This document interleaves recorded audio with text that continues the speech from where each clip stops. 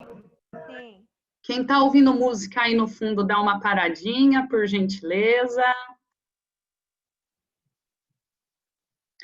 Pronto, obrigada. Galera, vamos conversar um pouquinho. Sei que eu estou passando aí para vocês a formativa, não tem problema, estamos junto, mas eu preciso ainda. Formativa vai ser 3, tá? Ficou bem facinho, né? Essa primeira, ela é ridiculamente fácil, mas é bem importante. Maria da Penha é uma lei de extrema importância na nossa sociedade, certo? Vamos repisar o que nós estávamos tratando. Primeira coisa que eu quero falar com vocês, galera, não sei se vocês se tocaram, em que pese eu já tenha falado, para quem esqueceu, nós temos aí uma pequena singularidade, uma pequena particularidade nesta lei.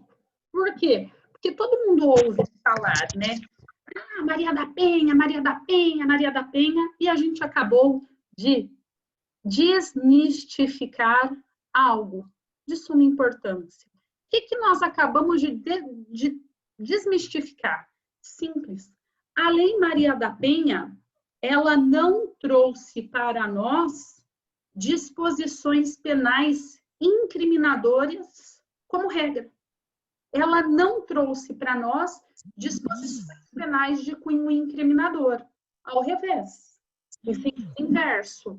Na verdade, ela é uma lei que tem finalidades outras, tais como trazer um procedimento especial em relação à lei, o que nós vamos verificar agora, colocar um atendimento especial, visar políticas integradas de maneira pública na proteção da mulher, dentre outros. Mas vejam, a Lei Maria da Penha, ela não criminaliza condutas como regra. Eu repito, ela trouxe uma conduta como crime e qualificou ou trouxe causa de aumentos em outras, certo? Nós vamos ver isto. Agora, o que nós falamos até agora? Até agora, nós falamos sobre o que é a finalidade da lei, o seu conceito, a razão da sua criação, o atendimento diferenciado na mulher em autoridade policial, medidas públicas, dentre outros. Terminamos a aula passada e agora eu quero falar com vocês algo muito interessante. Eu quero conversar com vocês, vejam, eu preciso que vocês prestem bastante atenção no que eu vou falar, porque eu vou falar um pouquinho para vocês de procedimento, em que pese vocês ainda não tenham tido aula de processo penal. E aí, a minha pergunta é, vocês não tiveram aula de processo penal, mas vocês já verificaram o que é procedimento no processo civil? Por gentileza, alguém me responde.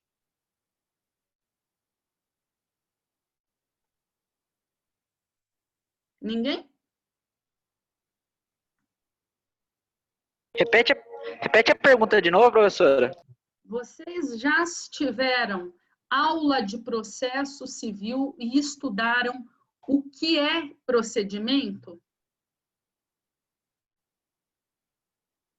Vixe, é que eu não estou lembrado, não.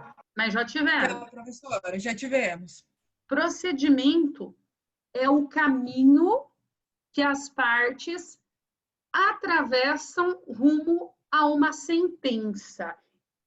Isto é processo, né? O processo como um todo. O procedimento faz alusão a este caminho, ao caminho percorrido. Existem procedimentos comuns, existem procedimentos especiais. Concordam comigo?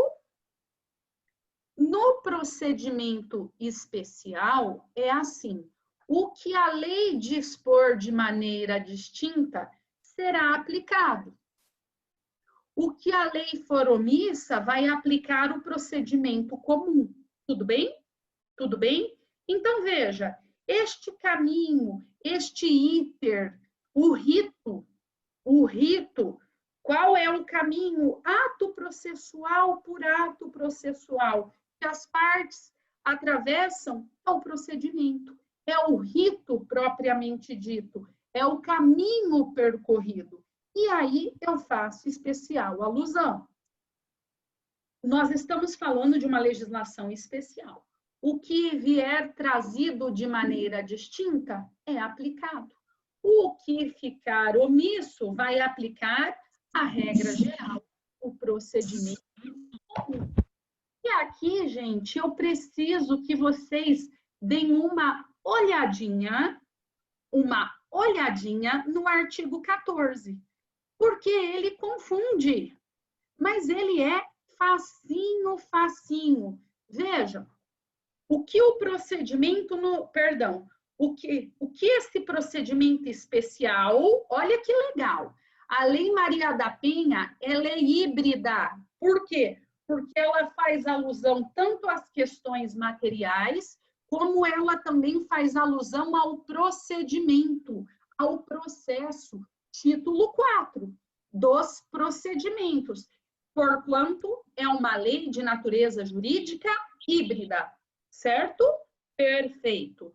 Nesta toada, eu falo para vocês, ao processo, julgamento e as execução das causas cíveis e criminais, olhem, decorrentes da prática de violência doméstica e familiar contra a mulher. Opa! Violência doméstica e familiar. Aplicar-se-ão as normas do CPP e processo civil e ainda da legislação à criança, adolescente e ao idoso, que não conflitarem com o estabelecido nesta lei. É o que eu acabei de falar. Como assim, professora? Olhem, o que tiver diferente na Lei Maria da Penha, aplica a Lei Maria da Penha. O que tiver omisso, nós vamos aplicar subsidiariamente Código de Processo Penal, Código de Processo Civil e ainda ECA e Estatuto do Idoso. Ou seja, nós vamos verificar tudo que está na lei. O que for omisso, subsidiariamente, nós vamos suprimir a omissão com o que é comum no CPP, ECA e Estatuto do Idoso. Tudo bem? Tudo bem? E aí, gente, olha aqui. Então, vejam, nós vamos aplicar quanto ao procedimento a Lei 11.340. E se for omisso, aplicação subsidiária das que estão no artigo 3. Professora, facinho. Agora vamos para o artigo 14. Os juizados de violência doméstica e familiar contra a mulher. Opa! Professora, é juizado? Vejam, a Lei 11.340, ela trouxe uma nomenclatura especial. Como assim? Ela foi categórica. Repito, ela foi categórica. Ela disse que há de ser feita a criação dos juizados da violência doméstica e familiar contra a mulher. Ou seja, qual a competência para Maria da Penha na seara criminal? Juizado de violência doméstica e familiar contra a mulher. O nome escolhido não é vara criminal, por uma questão de nomenclatura, para não ter um teor pejorativo agressivo, a competência foi dada, como chama? Juizado de violência doméstica e familiar contra a mulher. Exemplo, se você jogar lá no teu Projude, nosso processo eletrônico do Paraná, e você quiser procurar a Maria da Penha em Londrina, você vai colocar lá, Juizado de Violência Doméstica e Familiar de Londrina. Aí você acha, porque a competência é esta.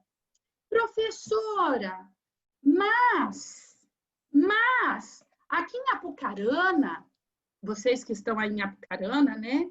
A gente sabe que é na segunda vara crime. Pois bem, por quê? Porque é uma organização interna do TJPR. A segunda vara criminal é a competente para o juizado de violência doméstica e familiar.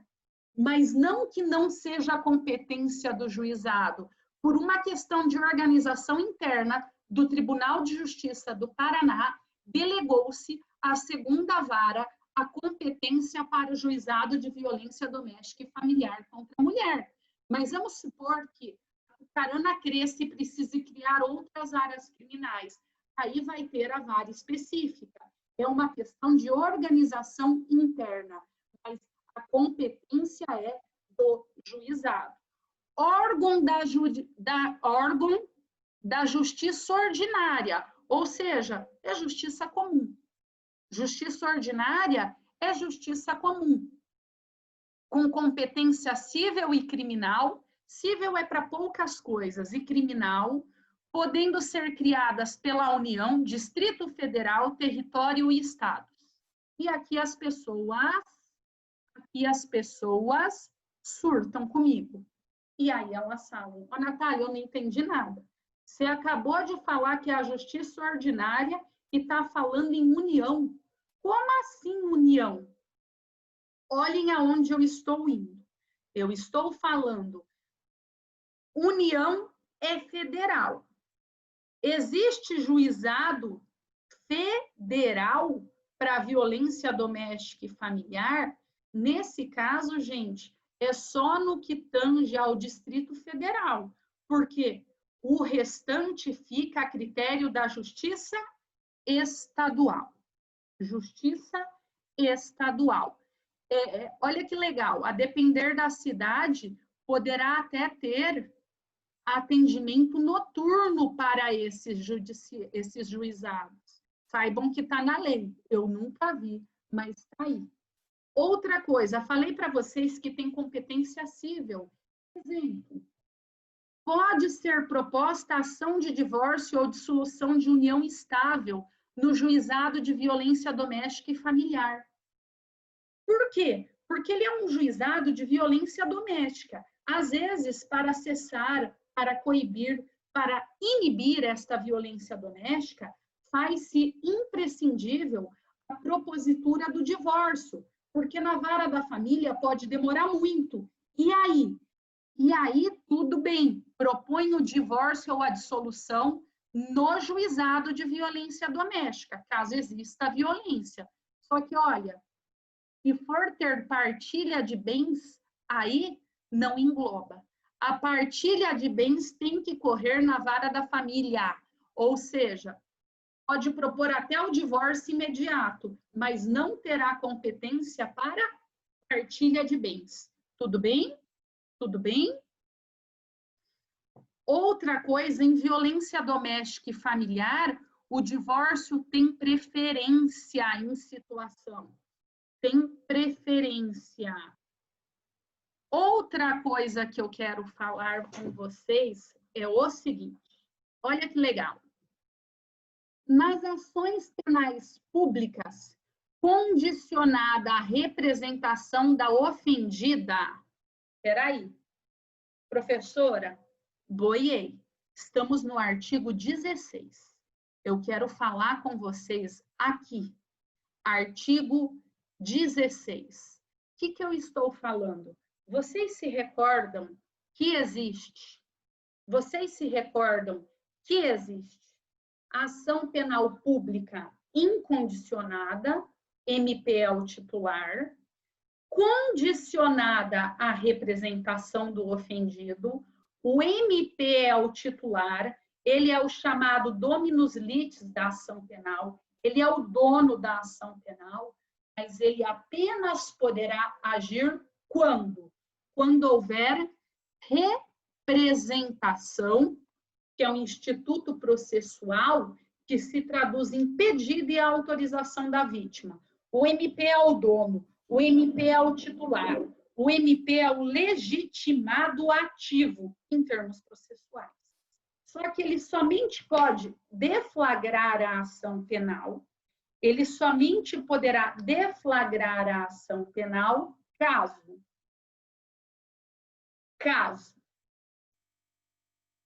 haja a representação da ofendida, que é um pedido e ao passo que uma autorização da ofendida. Pois bem, esta é a ação penal pública condicionada à representação. E ainda fazendo um resuminho, nós sabemos que também existe a ação penal privada. A ação penal privada. Pois bem, o artigo 16 diz que na ação penal pública condicionada à representação da vítima, da ofendida, é possível? É, mas admite a sua renúncia apenas em audiência, especialmente designada para tanto, antes do recebimento da denúncia e ouvido o MP. O que isto visa? Vamos lá? Para vocês entenderem, no Código de Processo Penal, o procedimento comum elenca que a ação penal pública condicionada à representação é possível. Só que a vítima, o ofendido, ele pode se retratar. Como assim? Ele pode falar: MP, em que pese eu tenha representado, eu me retrato da representação. Eu não mais lhe autorizo. Isto é comum.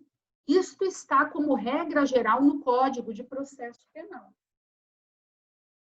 Antes do oferecimento da denúncia, até que seja oferecida a denúncia, que é oferecimento da denúncia, para vocês fazerem uma analogia ao processo civil, já que vocês ainda não tiveram processo penal, é nada mais do que o ajuizamento da PI, o ajuizamento da petição inicial. Tudo bem, tudo bem. Então, neste sentido, o que eu estou falando para vocês é que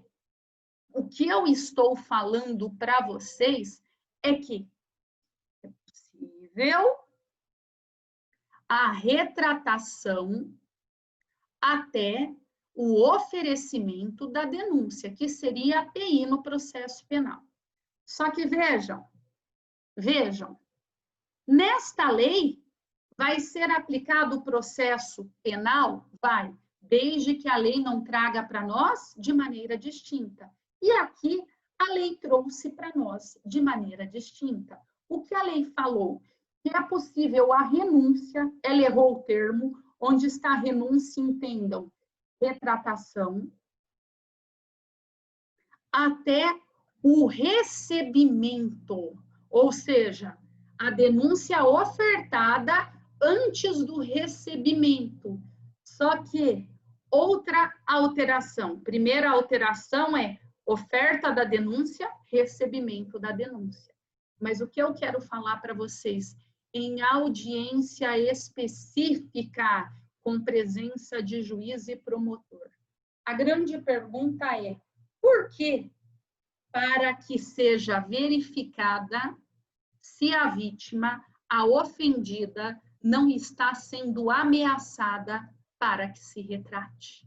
Olhem, este artigo 16, ele é um artigo extremamente protetivo. Por quê? Porque, como regra geral, não precisa de audiência. Basta que a ofendida se retrate até o oferecimento da denúncia. Mas aqui não. Aqui a lei quis que houvesse uma audiência designada para que seja verificado se a vítima não está sendo ameaçada. Tudo bem? Tudo bem? Então, vamos lá. Esta é uma alteração bem importante no procedimento. Outra coisa que eu acho super legal eu tratar com vocês é artigo 17. O artigo 17, olha que legal, ele também tem súmula sobre o assunto. O artigo 17 diz que é vedada a aplicação, no caso de violência doméstica e familiar contra a mulher, de pena de cesta básica ou outras formas de prestação pecuniária, assim como a substituição de pena que implique o pagamento isolado de multa. Por quê? Porque, vejam, a lei não quer que a pena seja branda. A pena tem que ter um caráter retributivo, um caráter de castigo mais forte. Tudo bem?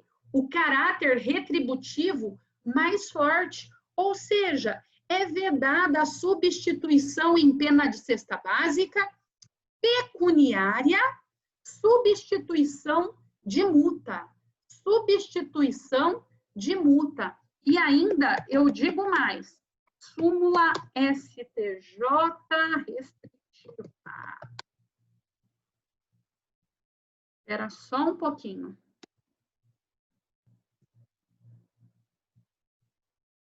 Olhem, sobre o assunto, sobre o assunto,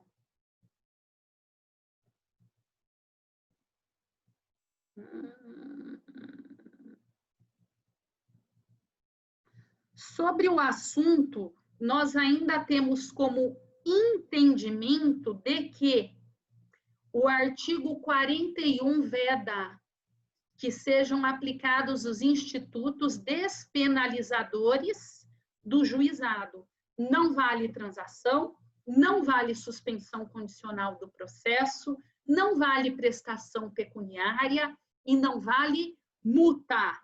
O que a lei quer é uma pena de caráter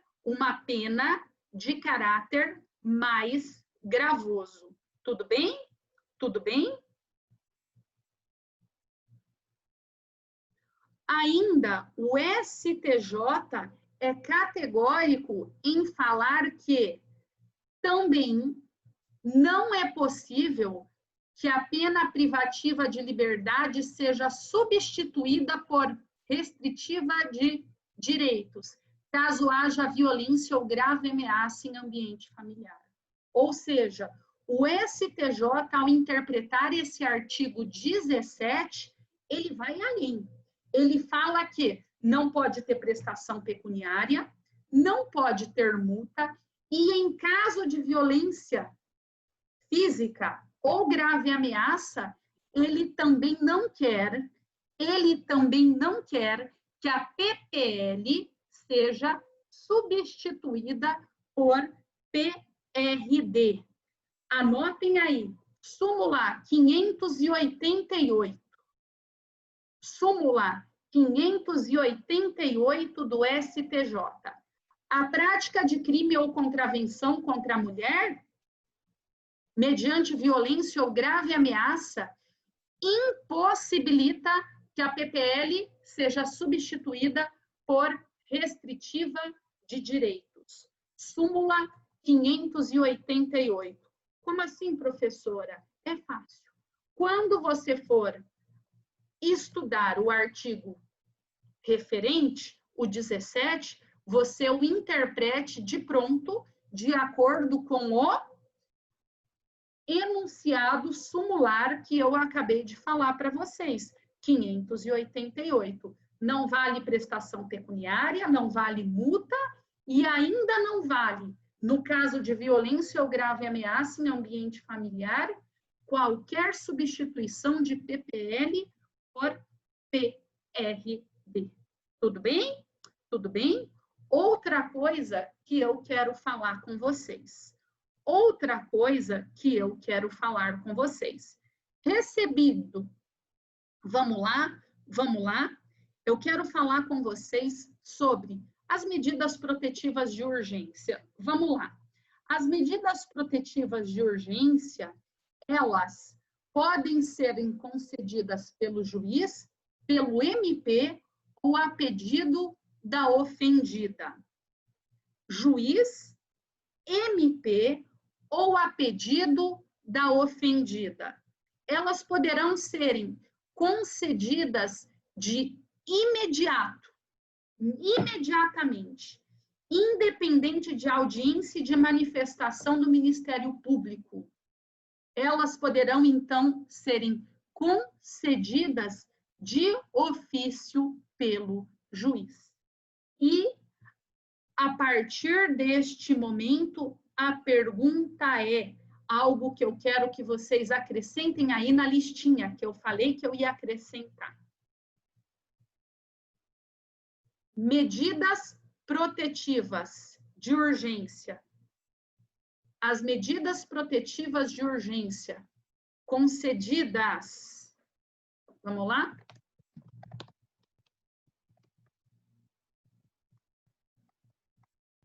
De ofício pelo juiz. Fere o sistema acusatório? Fundamente sua resposta. Aqui eu quero que vocês estudem e me respondam à luz dos tribunais superiores. Está aqui no chat para vocês. Por quê? Porque o que se entende é que o nosso sistema acusatório é aquele que separa a função de acusar, julgar e defender. Logo, se questiona muito se pode haver decretação de medidas pelo juiz sem provocação da parte. Isso é consagrado no processo, mas a minha pergunta é, e na Maria da Penha, como os tribunais superiores estão enfrentando o tema? Tudo bem? Tudo bem? Então, todo mundo me dá um oi aqui para a chamada. Todo mundo me dá um oi aqui para a chamada. E a gente volta na aula que vem. Amanhã. Professora. Professor, só uma... Oi. Deixa eu falar. Fala, gente, falta um minuto. Deixa eu fazer uma pergunta. Vai continuar para amanhã a formativa, até meio-dia? Não, a formativa foram só 4 perguntinhas, com essas 5 para amanhã. Tá, até meio-dia. Eu posso até estender até às 7. Ajuda vocês? Ajuda muito, professora. Professor, Oi. consegue estender até às 11 de amanhã mesmo? Não, Porque senão até fica às muito 9, então. corrido mesmo. Não, mas era para ter feito em sala, vocês tiveram 1 hora. Então, mas só que igual, eu trabalho até às 9. Às vezes eu estou assistindo a aula no meio do trabalho mesmo. Tá, mas Entendeu? me fala uma coisa. E também. agora, o que você estava fazendo? Você não estava fazendo? Porque era curtinho, você teve 25 minutos para cada questão. Então, professor, mas enquanto eu meio que trabalho com o celular no bolso e vou ouvir na aula. Mas era para fazer em sala, era uma atividade em sala. Eu vou deixar até amanhã às 9, tá bom? Não, tranquilo então. Tá, daí dá uma olhada aí, a facu, faz depois da aula, dá o seu pulinho aí. Porque é uma atividade que eu dei tempo em sala de aula, tá bom? Até mais. Tchau, tchau.